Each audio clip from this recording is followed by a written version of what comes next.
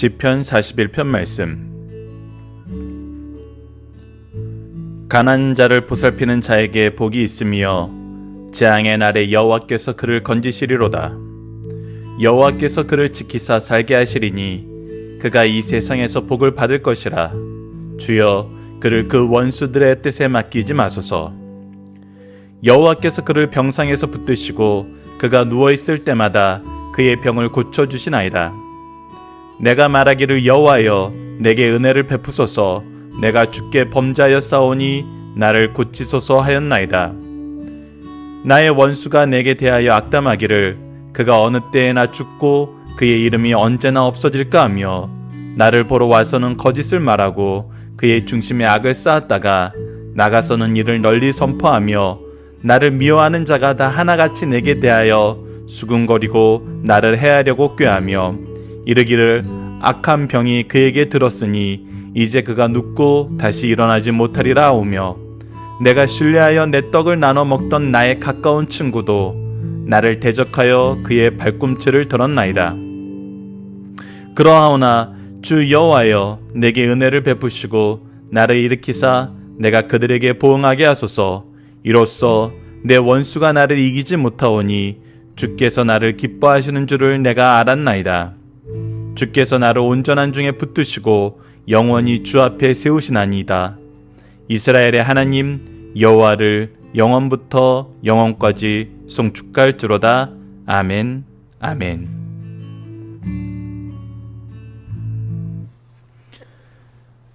안녕하세요. 승리한산 가족 여러분, 그리고 강성성경연구원 여러분, 오늘은 시편 41편 말씀입니다. 시편은 총 5권으로 나눠져 있습니다. 그 중에 1권의 내용이 1편부터 41편까지의 내용입니다.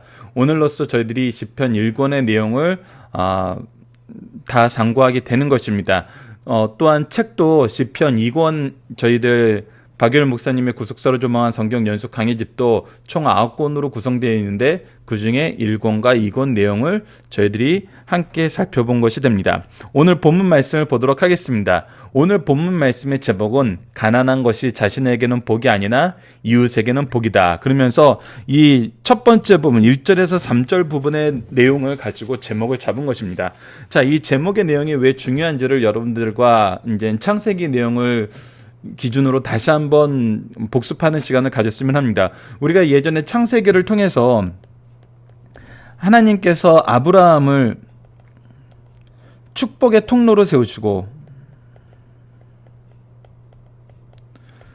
아브라함과 이삭과 야곱으로 이어지는 이 축복의 3대를 보면서 이 야곱을 통해서 요셉을 축복하고 이 야곱이 요셉과 그의 형제 11형제를 축복하고 더 나아가서 요셉의 2 아들까지 축복하는 그 내용을 통해서 우리가 봤던 것은 무엇이냐면 하나님께서 우리에게 은혜로 주신 것이, 하나님이 주신 은혜가 나에게만 준 것이 아니라 나로 하여금 어떻게 하신 것이다? 계승하게 하신 것이다.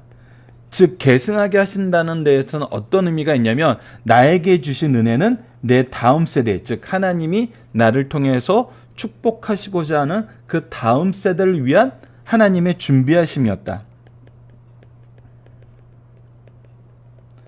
그래서 우리는 항상 하나님의 은혜를 받을 때 이것을 내 은혜로 알고 나의 것으로 소유하고 끝나는 것이 아니라 항상 어떻게 하죠? 내가 이것을 전하게 되죠.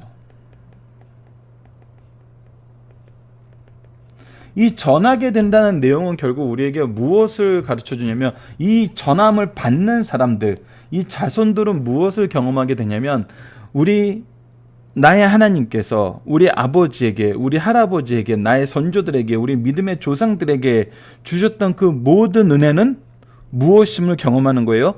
나를 위해서 준비하시고 나에게 은혜를 주시고자 하신 하나님의 역사였음을 보게 되는 거예요. 그래서 우리가 세대를 반복하면서 계속 경험하는 건 뭐냐면 은혜의 풍요로움을 더욱더 경험해요. 내 이전 세대보다는 내가 더 은혜의 풍요로움을 경험하게 돼요. 왜? 이전 세대가 경험했던 그 은혜는 누구를 위한 은혜였어요? 나를 위한 은혜였어요. 그래서 이것이 우리가 알아야 되는 것이고 우리가 은혜를 어떻게 사용해야 되는지 그 근거가 되는 말씀이었어요.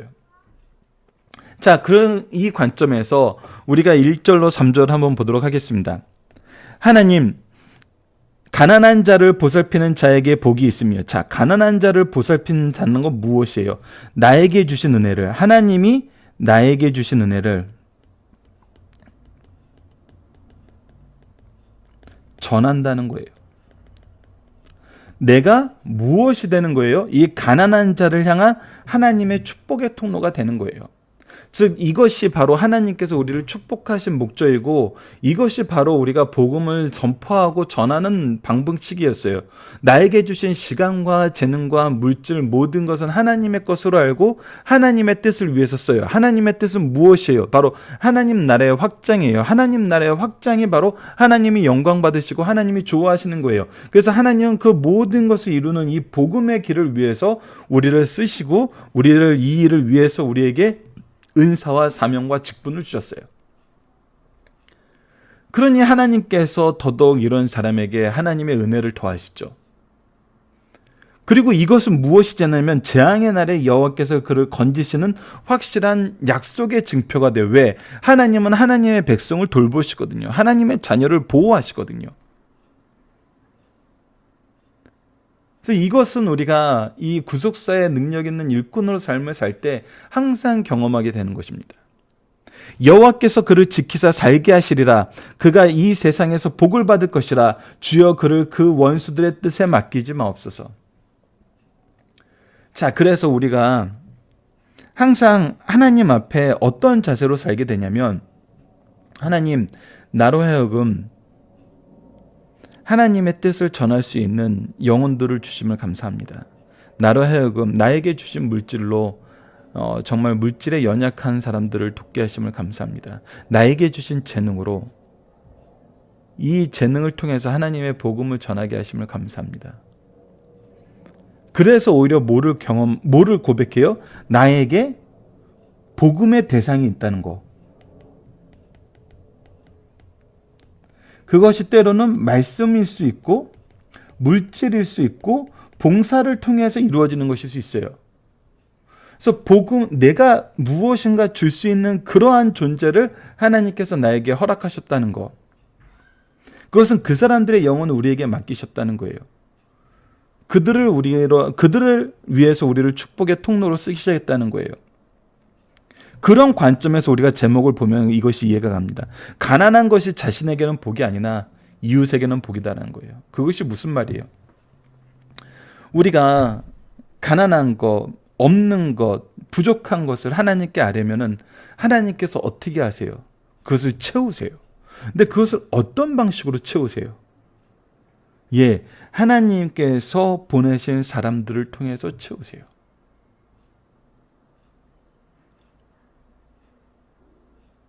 이것을 통해서 우리는 어떠한 사람이 되고 싶어요? 우리도 하나님께서 나를 채우시는 그 방법 속에서 이제 이 채우심의 통로가 되길 원하는 삶을 살아요.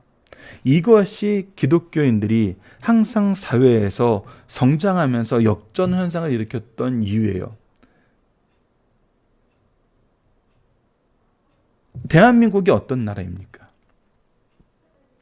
전 세계에서 구호물자를 받는 나라에서 구호물자를 주는 나라로 변신한 아주 입지전적인 나라예요. 그 중심에 무엇이 있었습니까? 바로 교회가 있었어요. 이 부분은 아무도 부인하지 않습니다. 하나님께서 정말 하나님의 축복의 통로로 세우심을 받은 사람들을 어떻게 쓰시고 어떻게 일어서게 하시고 어떻게 성장하게 하시는지. 그래서 우리가 도울 사람이 있다는 것은 이것은 하나님이 나에게 일할 기회를 주고 축복의 기회로 주신 정말 놀라운 진실의 순간이라는 것을 우리가 기억해야 돼요. 그리고 그런 사람들은 하나님께서 지키신다는 거예요. 그런 사람들이 항상 존경받고 인정받고 사랑받으면서 일하는 게 아니에요. 때로는 오해와 비난과 질시와 시기 속에서 까닭없이 공격을 당하는 그런 삶을 살게 되죠. 그래서 우리는 어떻게 기도합니까? 주여 그를 그 원수들의 뜻에 맡기지 마옵소서. 여호와께서 그를 병상에서 붙드시고 그가 누워있을 때마다 그의 병을 고쳐주시나이다. 내가 연약하면서 쓰러지고 병과 좌절과 공격 속에서 외로움 속에서 싸우고 있지만 누가 우리를 붙들어 준다는 거예요? 누가? 바로 하나님께서 우리를 붙들어 주신다는 겁니다. 자, 그래서 우리가 치유를 위한 기도드립니다. 내가 말하기를 여호와여 내게 은혜를 베푸소서. 내가 주께 범죄하였사오니 나를 고치소서 하였나이다. 자, 보십시오. 어제 말씀과 연결이 됩니다. 우리가 1대1의 대상으로 삶을 살고 있어요. 어떤 사회적인 관계와 인간적인 관계와 여러 가지 혈연적인 관계든 어떤 관계든 관계를 맺고 살고 있어요. 근데 나는 항상 이 사람한테 선을 행했어요. 근데 이 사람은 까닭없이 나를 공격해요. 까닭없이 공격하는데 우리는 누구를 신뢰해요? 하나님을 신뢰해요. 그래서 하나님 앞에 나의 이 무고함, 나의 연약함, 나의 고통스러움 호소해요. 그 우리가 누구의 임재 앞에 있는 거예요? 바로 하나님의 임재 앞에 서게 되는 거예요. 하나님의 임재 앞에 서게 됐을 때 우리가 무엇을 발견해요? 우리의 죄를 발견해요. 하나님 앞에서는 의인이 한 사람도 있을 수 없어요. 그래서 나는 이 공격에 대한 안타까움과 어려움을 신원하기 위해서 하나님께 기도드리는데 기도드리는 과정에 하나님의 임재 앞에 무릎 꿇는 과정에 우리가 무엇을 발견하게 되냐면 우리의 죄들을 발견하게 된다는 거예요. 그래서 어떤 기도가 나요? 회개의 기도가 나타나는 겁니다. 주께 범죄하였사오니 나를 고치소서.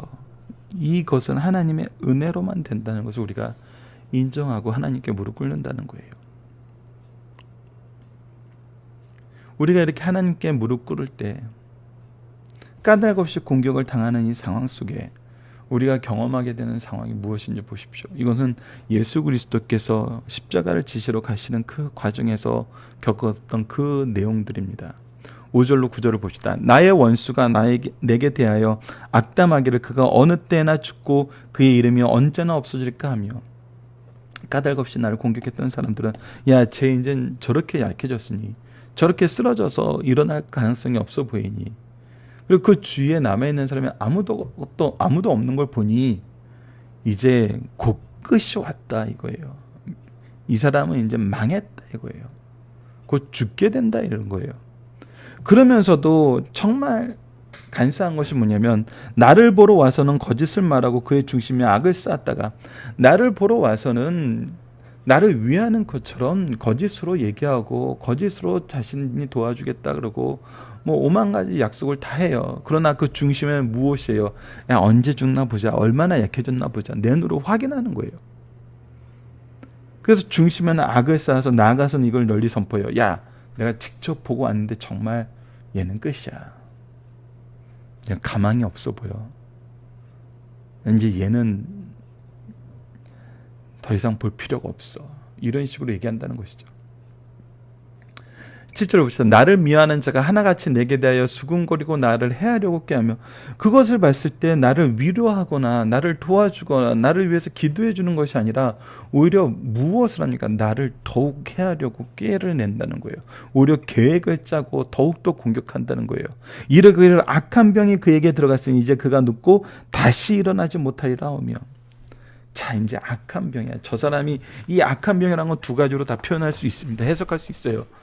저 사람이 악하기 때문에 하나님의 벌을 받은 거야. 이렇게 얘기할 수도 있고, 더 이상 저 사람은 이제 어떤 이유에서 모르지만 회복 불가능해. 그런 병이 들었어. 절대 회복은 안 돼. 하나님의 심판이면 더더욱 회복이 안 되고 하나님의 심판이 아니어도 저 상태에서 누구도 구원하지 못해. 내가 신뢰하며 내 떡을 나눠 먹던 나의 가까운 친구도 나를 대적하여 그의 발꿈치를 들었나이다. 이 부분이 바로 우리가 가룟 유다에 대한 예수님의 예언으로 보고 있는 말씀입니다. 항상 배반의 시작이 어디서 시작됐냐면 누가 이것을 가속화시켰냐면 바로 주님의 신뢰를 받고 우리의 신뢰를 받고 우리의 떡을 나눠 먹던 사람, 내가 양육했던 사람, 나의 가까운 친구, 그런 자들이 나를 대적하여 발꿈치를 들고 일어났다는 거예요. 앞장서 버렸다는 거예요. 그러나 10절을 봅시다. 그러하오나 주 여호와여 내게 은혜를 베푸시고 나를 일으키사 내가 그들에게 보응하게 하소서. 자, 보십시오. 하나님께서 어떻게 하십니까? 하나님은 우리에게 은혜를 허락하십니다. 그 은혜는 우리를 어떻게 하십니까? 회복시키십니다. 바로 1절에서 3절 말씀을 다시 1절에서 3절 말씀을 근거로 다시 기도하는 거예요. 그리고 내가 그들에게 보응하게 하소서. 이 모든 말이 어떻게 됐다는 거예요? 틀렸다는 것을 확인시켜 준다는 겁니다. 이 확인시켜 주심은 아까도 이 악한 병에 대한 해석과 동일합니다. 첫 번째, 이 사람이 하나님 앞에 죄를 지어서 이렇게 됐어라는 것은 무엇을 통해서 확인합니까? 이 사람이 절대 일어날 수 없다고 그들이 판단한 그 상태에서 회복되었어요. 그 이 회복은 누가 회복시키신 거예요? 하나님이 회복시키신 거예요. 그렇기 때문에 하나님의 징계로 이렇게 됐다는 것이 틀린 게 되는 거예요. 두 번째는 이 사람들은 세상적으로 끝났다고 했어요. 세상적인 방법은 도저히 안 된다는 걸로 봤어요. 이것도 결국은 누가 회복시키심을 확인시켜 준 거예요. 하나님이 회복시켜 주심을 확인하게 되는 거예요. 누가 하나님이 사랑하시는 사람이라는 걸 보여준다는 거예요. 바로 그들이 꾀하고 해치려 했던 그 사람, 사랑을 받았지만 배신했던 그 사람은 오히려 하나님의 회복의 역사 안에 있다는 것을 들춰내서 그들이 틀리고 그들이 잘못하고 그들의 죄악이 있음을 들춰내신다는 겁니다.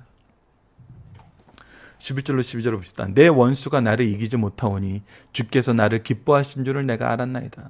그래서 우리가 항상 경험하는 역사는 이겁니다. 우리는 하나님을 인정할 때, 하나님을 신뢰할 때, 하나님을 의지할 때, 하나님께 간구할 때 무엇을 해요? 반드시 승리해요. 주께서 나를 온전한 중에 붙드시고 영원히 주 앞에 세우시나이다. 그래서 내가 항상 이것을 봐요. 주께서 나를 붙드신다. 나를 떠나지 않으신다. 내가 주를 떠나게 하지 않으신다. 그래서 이제 나의 개인의 경험을 가지고 내 주위의 사람들을 축복합니다. 내 민족을 축복하고 내 형제를 축복하고 13절 봅시다. 이스라엘의 하나님 여호와를 영원부터 영원까지 송축할지로다. 아멘. 아멘. 이것은 개인의 기도가 아닙니다. 바로 이스라엘을 향한, 대중을 향한, 자신을 통해서 축복받는 모든 사람들을 향한 선언이 되는 것이죠. 바로 이것이 제사장적인 신앙입니다. 여러분, 놀라운 것은 이미 나를 공격하는 자들에 대한 심판은 하나님이 나를 회복시키심으로써 분명하게 드러내셨습니다. 나의 회복이 그들에게 심판이 되었다는 거예요. 그래서 내가 더 이상 그들에게 심판하지 않아요. 그들을 정죄하지 않아요. 그건 하나님의 역할이에요. 우리는 뭐예요? 하나님을 향한 찬양으로 이제 나를 보는 모든 사람들, 내 주위에 있던 모든 사람들, 나와 관계를 맺던 오고 가는 모든 사람들이 누구를 송축하게 해요? 하나님 여호와를 영원부터 영원까지, 과거에도 현재에도 미래까지 항상 송축할 것을 기도하고 축복합니다. 이것이 바로 우리들의 모습이란 겁니다. 본문 묵상하기를 봅시다. 지금까지 말씀을 통해 우리의 연약을 누가 살피시면 변해? 우리의 연약을 살피시고 도우시는 분은 오직 하나님이십니다. 오직 하나님. 이 부분에 대한 변화는 없습니다. 그리고 오직 하나님을 의지했을 때 항상 무엇이 있었음을 봐요? 구원의 역사가 있었음을 봐요. 이것이 역사가 우리에게 가르쳐주는 것이고 성경이 우리에게 가르쳐주는 것입니다. 이번 우리의 연약을 살피신 주님께서는 우리에게 무엇을 가르치고 명령하시나요?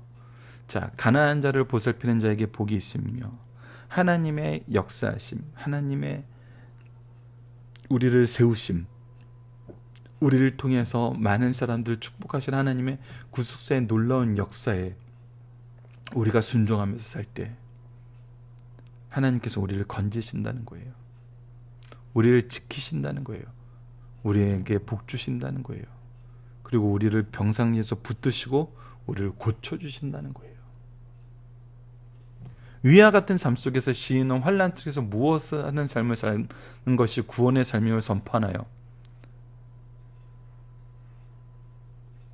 하나님께서 나를 붙드시고 계심을, 또 그것을 내가 기뻐함을,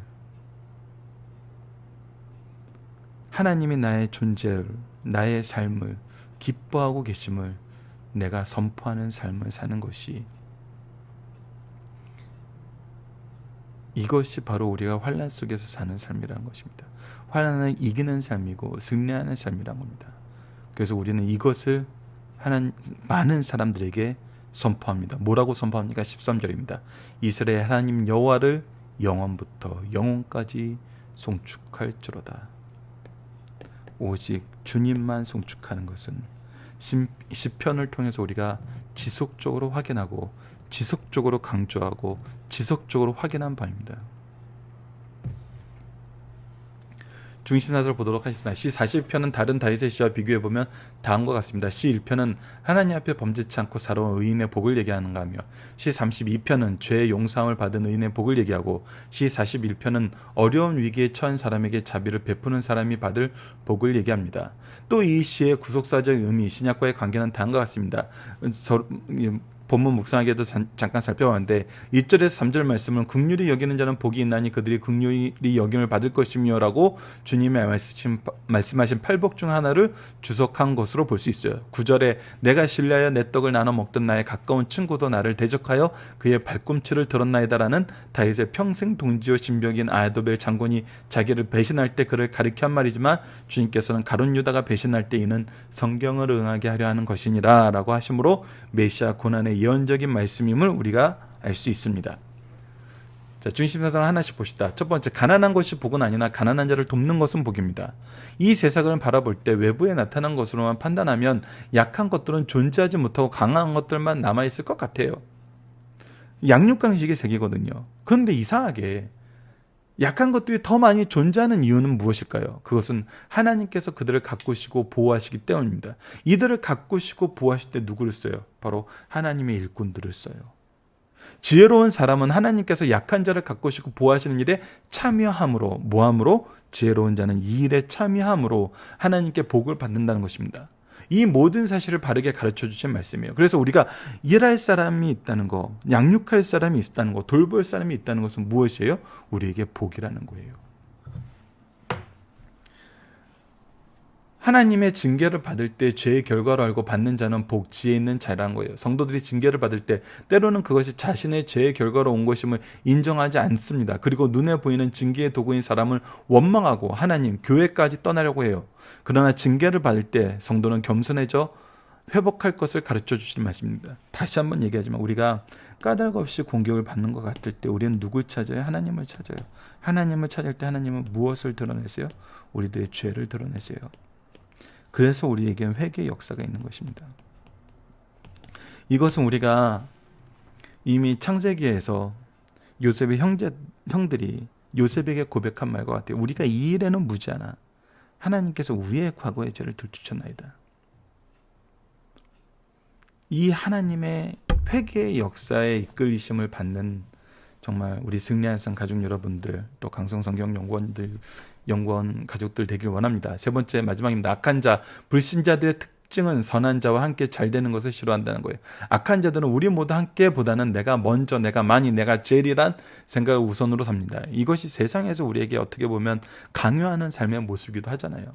이런 삶을 우리는 거절하는 거거든요. 오히려 연약한 자를 돌보고 일으키고 하나님의 일을 하는 사람이 되는 거거든요.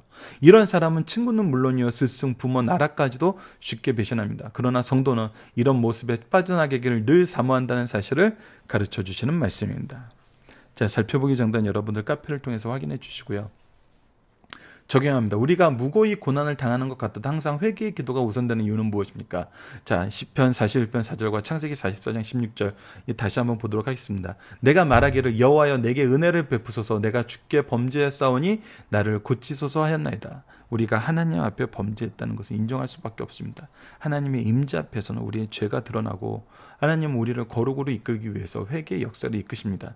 창세기 44장 16절입니다. 유다가 말하되 우리가 내 주께 무슨 말을 하오리까? 무슨 설명을 하오리까? 우리가 어떻게 우리의 정직함을 나타내리까? 하나님이 종들의 죄악을 찾아내셨으니 우리가 이 잔이 발견된 자가 다 내 주의 노예가 되겠나이다.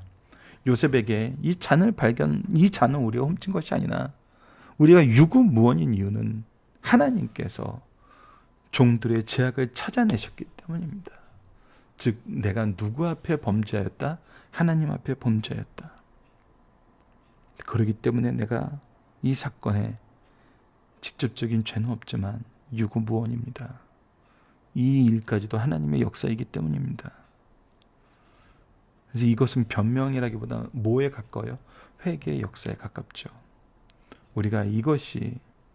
우리가 고난을 받을 때 항상 하나님을 바라보면서 갖게 되는 첫 번째 자세입니다. 하나님은 우리가 위기 속에서 어떠한 삶을 살게 하시면 이것을 통해 무엇을 베푸시나요? 항상 회개하는 삶을 살게 합니다. 위기 전에도 어떠한 삶을 살게 하세요? 하나님의 뜻을 이루는,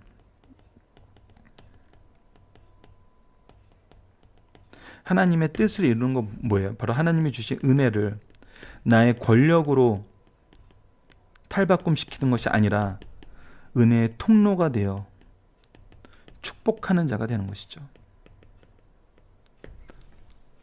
이것이 바로 구속사의 능력 있는 일꾼입니다.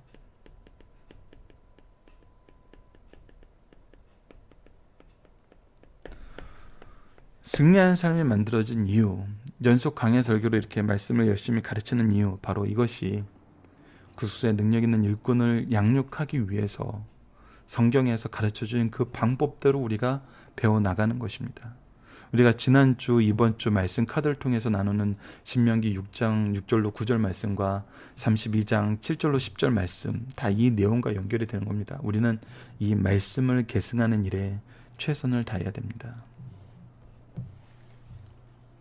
말씀을 기초로 기도하기를 통해서 마치겠습니다. 하나님, 우리가 연약할 때 더욱 힘이 되시고 우리의 연약함을 주님의 능력으로 강하게 하시며 우리로 주님과 같이 연약한 자를 돌보게 하심을 감사합니다. 때론 우리가 선한 일에 힘쓰는 가운데 연약하여짐을 경험합니다. 이때 우리가 정신적으로, 감성적으로, 지적으로 방황하지 않게 하시고 회개의 역사로 이끄시는 주님을 신뢰하면서 무릎 꿇고 기도하게 하시고 회복의 역사를 기대하며 간구하여 회복시키는 하나님의 증거가 되게 하여 주소서. 예수님 이름으로 기도드립니다. 아멘.